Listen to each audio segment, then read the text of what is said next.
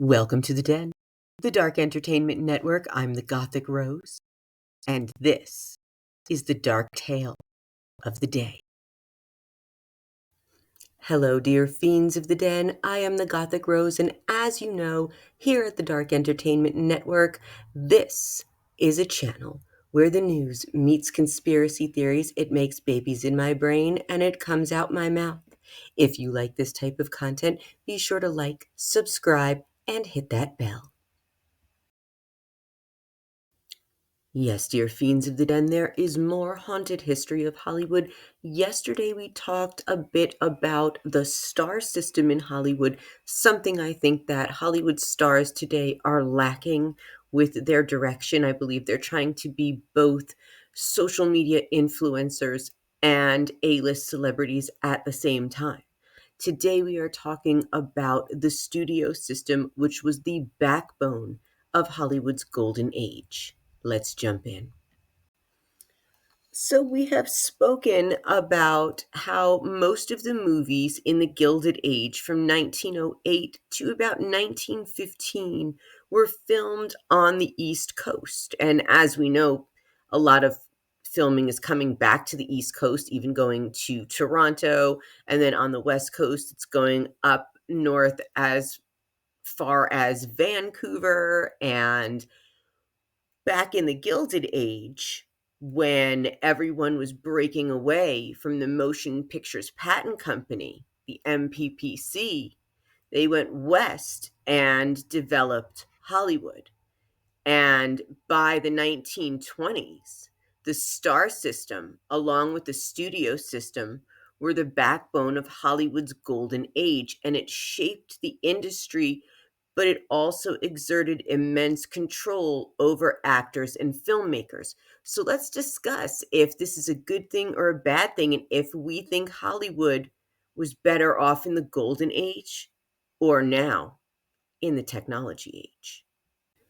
So, as we spoke about yesterday, the star system was created by the studio system to keep Hollywood running like a well oiled machine and create stars that became household names and icons. For me, I think that part of the star system worked very well, and we wouldn't be having all this messiness in Hollywood if more stars just followed just a little bit of that formula, the morality clause, the image clause, not over talent. Maybe go lighter on the publicity stunt, but have more control over their careers and be more into fan culture than complaining about privacy when you have so much, especially when most of your privacy is behind electric gates that no one can get through unless they really want to. Oh, that did happen to Jennifer Aniston, which looked really scary, but just saying. So let's discuss the studio system and its control on Hollywood. From the 1920s to the 1950s, Hollywood was dominated by a handful of major studios, and those were MGM, Warner Brothers, Paramount, RKO, and Fox, which controlled every aspect of filmmaking from production to distribution. So studios owned theaters, dictated which films were made, and kept actors under strict contracts, like we spoke about in yesterday's episode. So let's talk why the studio system worked. So the first thing is efficiency. So the studios operated like factories, producing films quickly and consistently. And by owning theaters, they ensured that the movies would be seen, so distribution was already in place. And then, of course, the star system or star creation. And as we talked about yesterday, it was image over talent, which probably is a lot to do with Hollywood today. But studios cultivated actors into household names, and this fueled audience loyalty. And then there were the high production values. So the big budgets controlled environments And this led to polished and iconic films, which we will get to, and we did with a lot of the silent films. And of course, there were reasons why the studio system failed. And a lot of that had to do with lack of creative freedom. So directors and actors had little to say in their projects. And then there were exploitative contracts. Studios could suspend actors without pay if they refused roles. And we will talk more about 1943, Olivia de Havilland suing the studios to get out of the 7-year contract and make it a 7 calendar year instead of adding on with suspensions. And then there were the legal challenges, not just with Olivia de Havilland in 1943, but the 1948 Paramount decision forced studios to sell their theaters, and this weakened their grip on the industry. The Paramount decision was quite the crushing blow to the movie studio system.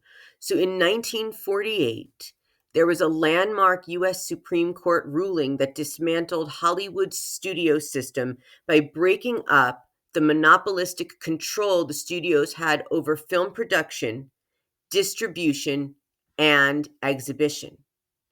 So major studios, Warner Brothers, Paramount, MGM, Fox, RKO, and others, owned both the films and the theaters that showed them, and this created a vertically integrated system that limited competition. The government sued under antitrust laws, arguing that this setup violated fair trade practices. Very interesting that the Supreme Court and the government got involved in this. We'll have to look into who upset whom, because till this point, the government and Hollywood were besties.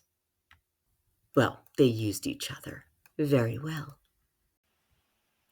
On May 3rd, 1948, the Supreme Court ruled that studios could no longer own theaters or engage in block booking, which is forcing theaters to buy multiple films instead of selecting individual ones.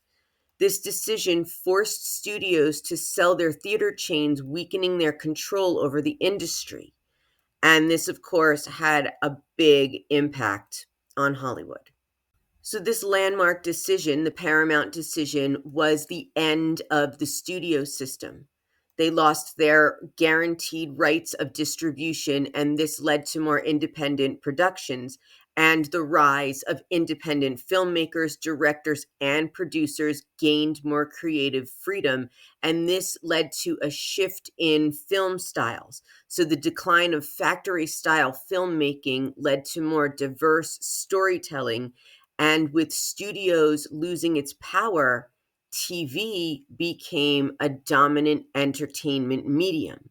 So the Paramount decision reshaped Hollywood, paving the way for the whole modern film industry. So this is a really interesting story to continue as we realize that things do shift, things do have to change. But I'm telling you, the Y2K shift from analog to digital into social media influencers has done Hollywood a lot of harm, as well as the Diddy trial. So tomorrow we'll get more into the studio system's control of PR over the actors' lives and the creation of relationships, including lavender marriages here in the Den. And if you have any tips to share, please email me at welcometothedenpodcast.com. If you'd like to be a guest, let me know. You just must be 21 and over.